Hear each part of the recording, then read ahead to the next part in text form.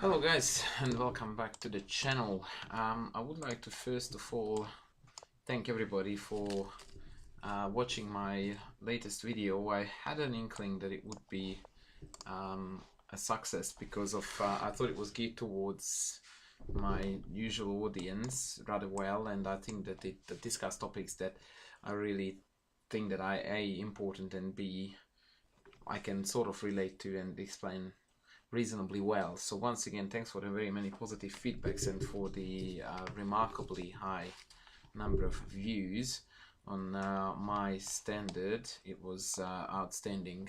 I think it's reaching almost 15k, and because of I'm talking all about that, this game is sort of getting out of hand without me explaining much. So we basically enter the French in different move order, where this knight is really badly misplaced, because in this pawn structure black wants to undermine this center by playing c5 and f6. Now the point of knight e4, however, is, and because of that move business is a little bit annoying, is that I can't really take, because after pawn takes I lose a d4 pawn due to the double pressure, and after takes queen takes back.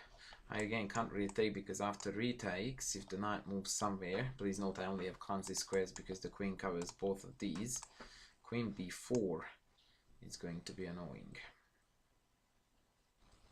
Now I originally wanted to play bishop d3, but even against that, queen b4 might be a fair bit annoying. I'm very reluctant to play a3 here, especially because knight takes c3 is imminent. So I need to think a little bit here. Unpleasant news.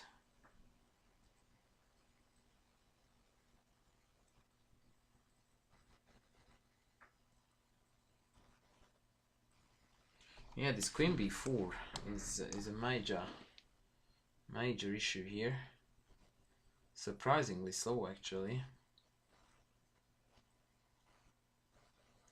I hate to do this when I tell you guys never to play moves like this, and yet I myself am making that move, but I couldn't really see a different way to deal with queen b4.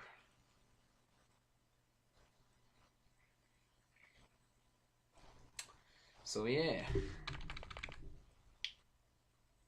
perhaps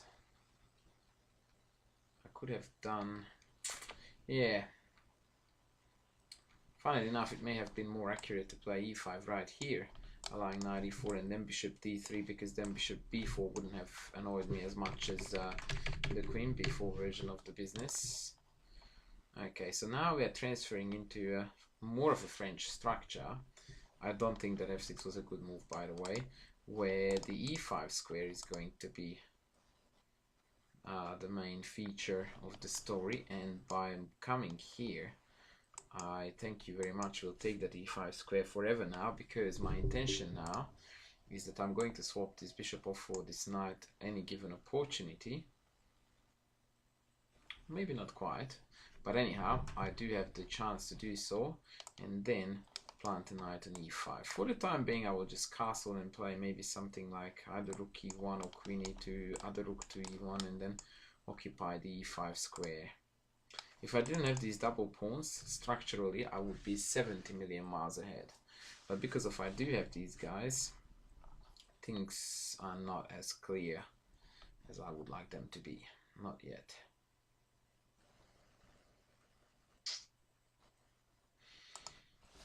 So yeah, the main feature now is the e5 square. If I can keep a firm grip on that, then I should be able to do really well. Oh, also thank you very much, Mike, for your very generous donation, which I think was also closely linked to my most recent video. Yeah, so as I said, I'm very happy with how that turned out, and I'm definitely going to continue that series because I believe in its strength. Okay, so knight e7 wants to avoid the swap and wants to come around here, controlling again the crucial important square. Okay, so let's develop this queen. I want to go to d2 because I want to keep the rook in the front on the e file, and also I feel like I need to cover a couple of dark squares. Not for any particular reason, I don't feel threatened. It's more like I just feel more at ease, knowing that I do have that access. Okay, so rook here. Wow. Okay, so I need to watch out for one tactical trick here, and that is that I wanted to play something like rook e1, knight f4, knight e5, would have lost to queen g5, creating a mate threat, and threatening knight h3 check, winning my queen. Which makes me wonder whether I should have prevented knight g6 by dropping back. Probably I should have. Okay. One annoying thing I can always consider doing is to offer a queen swap, but right now after queen takes knight takes, it sadly has the so badly desired d5 break.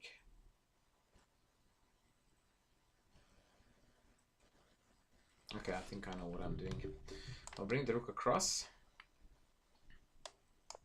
and when knight f4 hits, I'm going to play rook e3, covering up all dirty cheapies on the third rank. For example, after knight f4, one of his main threats is simply to take here and then take my knight, which is what I wanted to prevent by knight e5, but that's when queen g5 comes in with elementary power. So instead, I play this defensive and offensive move at the same time, really, because now I can double up on the e and put more pressure here, and yeah, cover the e5 square even more powerfully.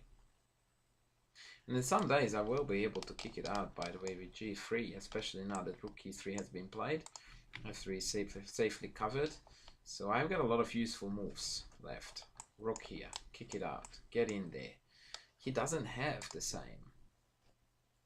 His bishop can't really move, and even if he kicks me out, bishop d7 steps into knight e5 issues, so yeah, it's a position that is easier for me to play than for him, although temporarily he can create annoying one-mover threats, but without wanting to sound too full of myself, I know how to deal with these, and I do know that my position is strong enough so that I don't really have to worry about this. I mean, let's face it, I've got all of my pieces minus this bishop sort of or completely around my king, versus one knight and a queen.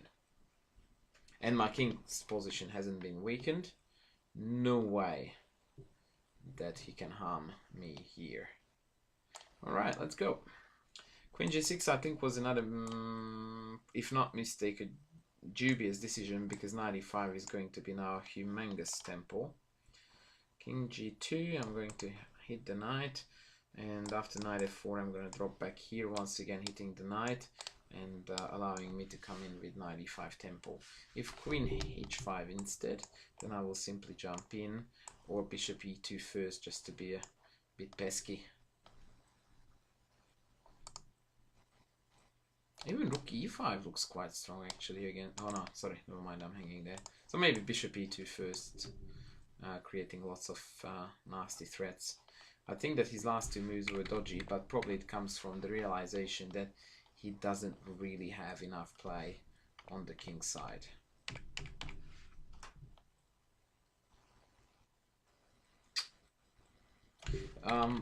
In my opinion, best would have been for him to either play c6 or a6 here, and once the bishop comes back, just develop the bishop and bring the other dude into the game too, and also threatening to swap that white square bishop off. Yeah, as per predicted, the check has come, and now after king h1, yeah, he had to retreat, which means that we are going forward. I'm just looking if I have anything better than this, but I don't see anything better for the time being. One of these is going to come next, but yeah, the situation has changed dramatically to my favor, because now my knight on e5 is 100% uncontested, and this bishop is really struggling to get into the game. In fact, now f4 looks very logical to block off this pin, but I'm even reluctant to do that. I really am thinking already about how to crack this open and finish the business off.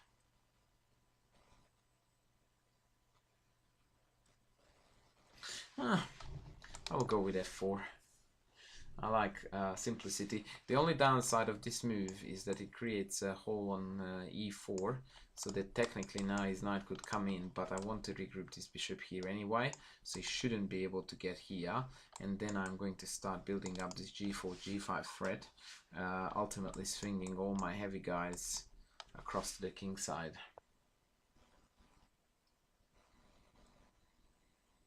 Okay, I didn't see that move, to be perfectly honest, but at the same time I have a very strong feeling that it's not good at all. It just doesn't feel right. It's one of those scenarios that I talked to you about a fair bit, that he doesn't have the right in this position to hurt me. He has got half of his army undeveloped, he has a knight on the edge, I have a fully developed army.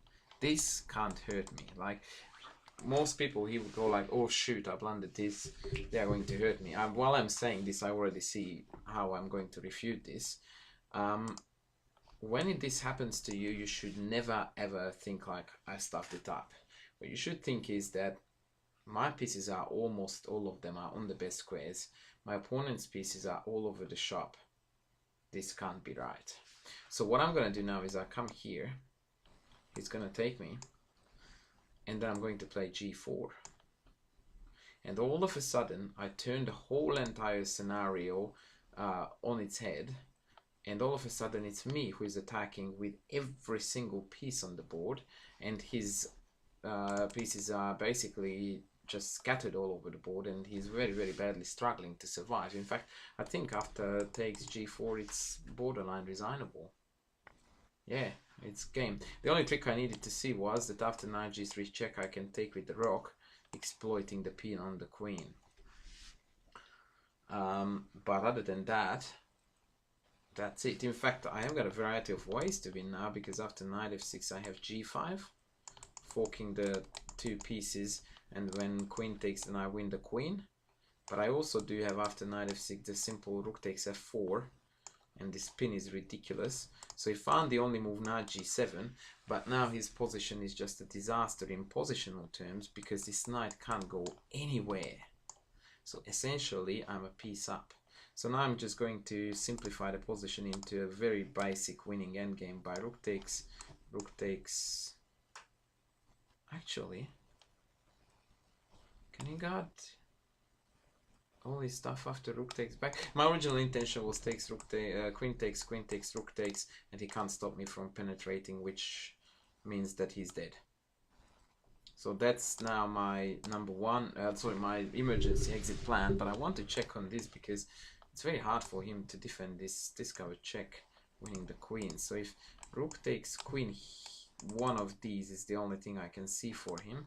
Queen h4 more likely, and then I can't come across to f2 because swap. I really want to checkmate him on the back rank somehow, but I just can't seem to make it work. So once again, rook f4 queen here. Oh, g5.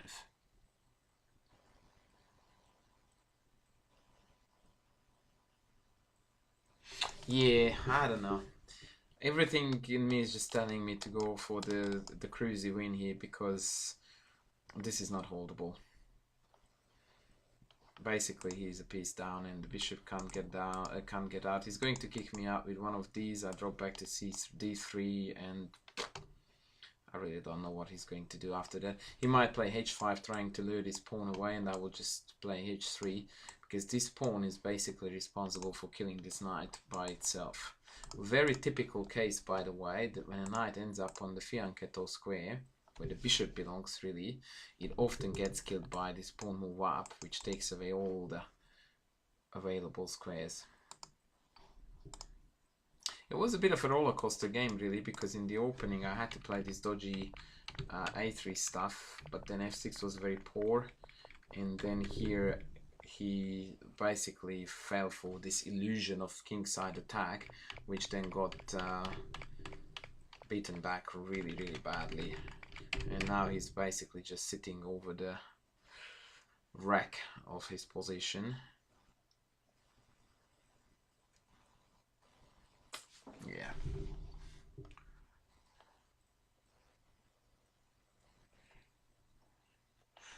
Yeah, I don't know. A6 bishop back. If c5, I will even take that. Maybe b6. Yeah, it's a lost cause. It is a lost cause, 100%. Even if I do not have any direct threats after something like bishop d3 and rook in, I can just bring my king up literally all the way here and win the knight eventually. Which is why he's thinking so long now, because he's just realizing that, yeah, this escalated rather quickly. An ultimate case of trying to be the aggressor when you have no rights to be. And I think I explained it quite well when it did occur in the game, but I might get back to that later one more time. Okay, so now b6 obviously intends to play bishop b7.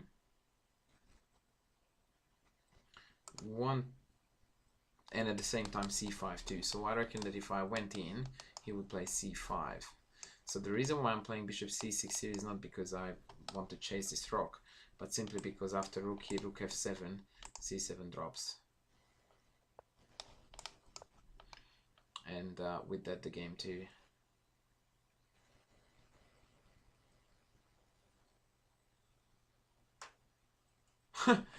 Wow, after bishop here, I have knight d7.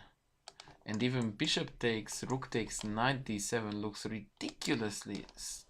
Ooh, never mind. Nah, never mind, scratch that. I got carried away there. I missed the fact that my rook was hanging. So yeah, if bishop b7, I will just take it. I don't need to be fancy. Bishop a6. Okay.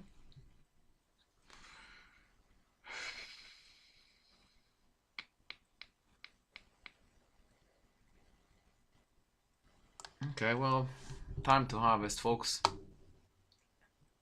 I was really trying to do something cool and fancy, but yeah,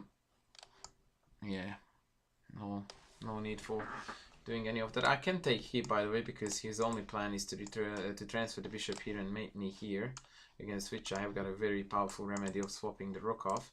But I want to keep the rooks on the board because mine is way more powerful than his. So I'm thinking about king g2, bishop check, king up, whereupon he can actually save his pawn. But then again, I can start marching my king up here. Oh yeah, let's have some fun. I think this would have made him resign, but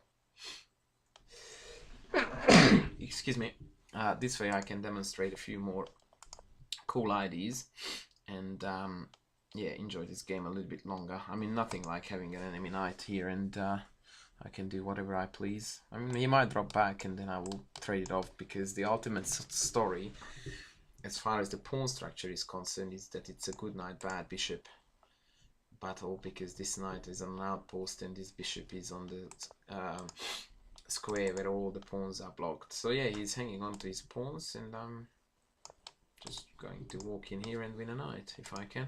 Well, actually, rook f6 check is a bit annoying, but I will come all the way here and then I might think about pushing the pawn all the way down. What are you doing, dude? Me go here? This is not hurting you? Well, let's give it a go, buddy.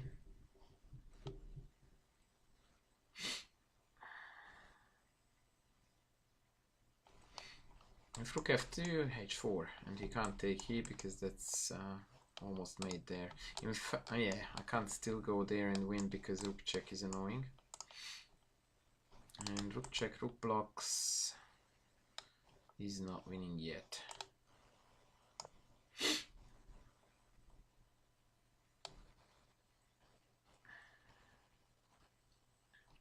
Yeah, so now I'm threatening to do this and win the knight. That's kind of cool. Oh god, this worked out fine, and I expected that move because it's kind of cute that if I take it, he has got a few checks. The only problem for him now is that I just go here, and this knight got trapped on g7. This is kind of epic, and after 98 I'm not even going to probably... Yeah, I will take it actually. I wanted to play rook e8, but not working. Rook c8, sorry, because of rook check first. So now he's trying a few spy checks, and then that's it.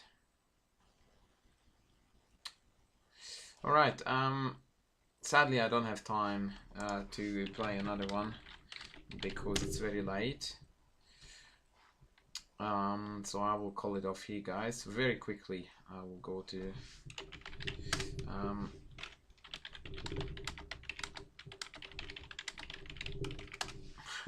that's a bit of a tongue-in-cheek. I told him that I can't play with him, but if he wants to, you can check out the analysis on YouTube. Yeah, I will very quickly fly through this game, just to highlight the main points of what was happening. Okay, so started off with this weird opening that transposed into a very lame French, and I don't really know what theoretically best would have been here. Probably e5, knight e4. Yeah, I don't know. Bishop d3 still has this. It's a bit annoying because bishop d2, knight takes, queen takes. Maybe this is looking like a decent position. And again, f6 seems to be weak on account of bishop here, followed by taking that and gaining control of the e5 square. So maybe that would have been theoretically better. I played bishop g5, e5, and here I had to play this super ugly a3 move because I simply couldn't find a better move to combat this queen b4 idea. a3, and this is where I think it started to go wrong with f6 takes, knight takes, pawn takes, and queen takes, because he gave up control of the c5 square too early, and potentially it would have been better to take and then castle than allowing the knight to go away, but this was not really that great. I mean, granted, this idea that he went for was bad, but even if he had done something like a6 here, after bishop d3 it struggled then, because again I'm threatening to take it. Perhaps bishop d7 is playable. No, it's not, because after bishop takes, now queen takes fails to knight e5, and after pawn takes, with the cheeky intention of coming here, I just double up, and this is a disaster for black, with the e5 square being mine, and that bishop is basically an overgrown pawn. Further struggle and structural issues here, not good.